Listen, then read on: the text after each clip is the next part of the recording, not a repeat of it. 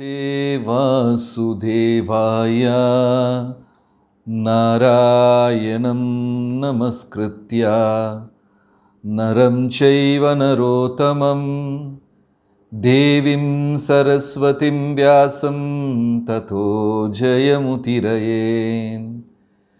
He Krishna Karuna Sindhu Dinabandhu Jagatpate Gopesha Gopika Kanta Radha Kanta Namostute Tapta Kanchana Gaurangi Radhe Vrindavaneshwari Vrishabhanusute Deve Pranamami Haripriye.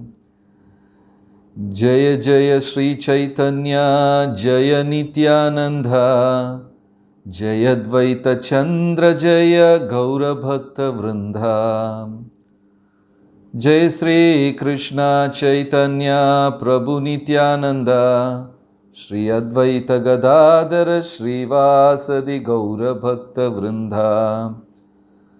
Hare Krishna Krishna Krishna Hare Hare Hare Rama Rama Rama Hare Hare. Hare Krishna. So we are discussing from Chaitanya Charitamrita Adi Leela chapter 7 and verse 40 onwards. So here in India, in my place, power goes on and off, so don't worry about it. So, Adi Leela chapter 7 and text number 40. Very beautiful pastimes of Lord Chaitanya in Banaras. It's also called Kashi. The original old name is Kashi. Then Banaras, Varanasi. Many names this place has got.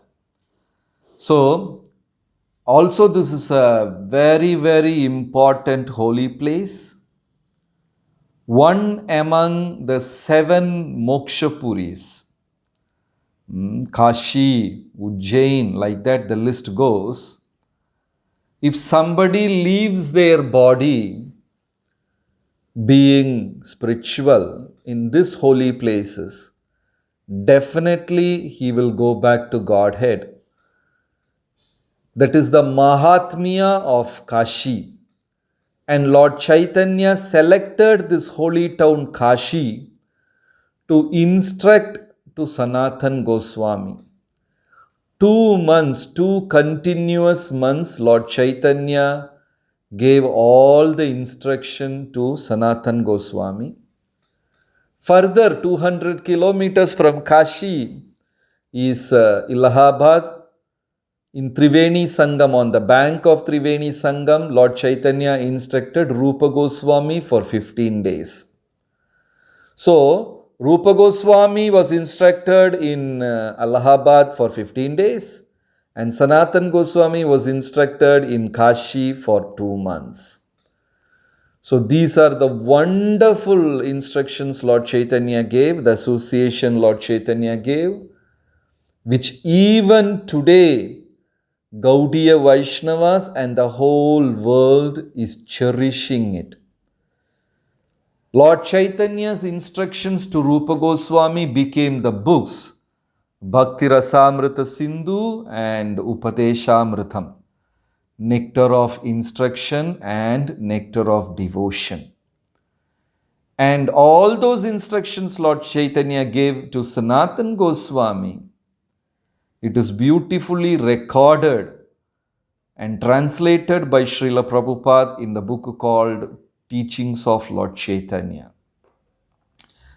Amazing and wonderful instruction, guidelines for the entire Gaudiya Vaishnavas. So, I don't know how many of you have been to Kashi. Lord Chaitanya went twice to Kashi and took darshana of Kashi Vishwanath. Prabhupada is writing in Chaitanya Charitamrita about Kashi Vishwanath, Vishveshwara. So the beautiful Mahatmya of Kashi, one such glory is that if anyone leaves his body in Kashi, he will fall on his left side and he will breathe his last. Anybody who dies, who leave their body in Kashi, they will fall towards their left and they will breathe their last. Even it is applicable to animals and birds. It is believed when we leave our body in Kashi, Kashi Vishwanath and Vishalakshi, Lord Shiva and Mother Parvati, they will come and chant on our right ear 3 times. They will chant Rama, Rama, Rama. So when, when we leave our body and when Lord Shiva comes and chants Ram, Ram, Ram in our right ear, what more do we want? It is a guarantee that the Jiva will definitely go back to Vaikunta. He will attain liberation. That is why even in those days, people would like to go to Kashi and leave their body. They all would like to go to Kashi and leave their body. And the famous ghat called Harichandra Ghat. In your younger days, you would have learnt about Raja Harichandra, the famous story of Satyavan. That Leela also took place in Kashi. So there is a ghat, there is a steps where people can bath on the bank of Ganga, and it is called Harichandra Ghat. Next to Harichandra Ghat is Dasha Ashwamedha Ghat. So in these ghats, from those days, from the times of kings, even to the present government, anybody who dies in Kashi will be given a free funeral rites on the bank of Harichandra Ghat or the Shashwamedha Ghat. They have places. So elderly people who are about to die, they go there and take shelter of that hospice facility. Government and many charity-minded people will take care of them. Constantly Lord Rama's name and Lord Shiva's name is going on in the speakers in that hall. They will be fed nicely, they will be taken care nicely, and when they leave their body, on the expense of these charity-minded people and government, they will take this body to the Harichandra Ghat and do final rites. So this is the glory of Kashi. And all great sadhus, mostly Brahmavadi and Mayavadi sadhus, who want to merge in Brahman, they will all live in Kashi and they do their practice, spiritual practice. So Prabhupada gives a detailed explanation of what are the schools of Mayavad and Brahmavad Sampradaya and what is the school of Vaishnava Sampradaya. For example, any sannyasi, any sannyasi's name ends with Bharati, Keshava, Puri, and one more is there. I have written down somewhere. Keshava, Bharati, and Puri. Okay, I forgot one more name. So if the name, Saraswati. If the sannyasi's name ends with the surname, that means they have taken Diksha from Mayavad or Brahmavad Sampradaya. See, Bhakti Siddhanta Saraswati Thakur. There is a reason why Bhakti Siddhanta Saraswati Thakur took that particular name. Nobody gave him initiation, sannyas initiation. Bhaktisiddhanta Saraswati Thakur personally took it upon himself. But he had that name Saraswati, just for preaching's sake.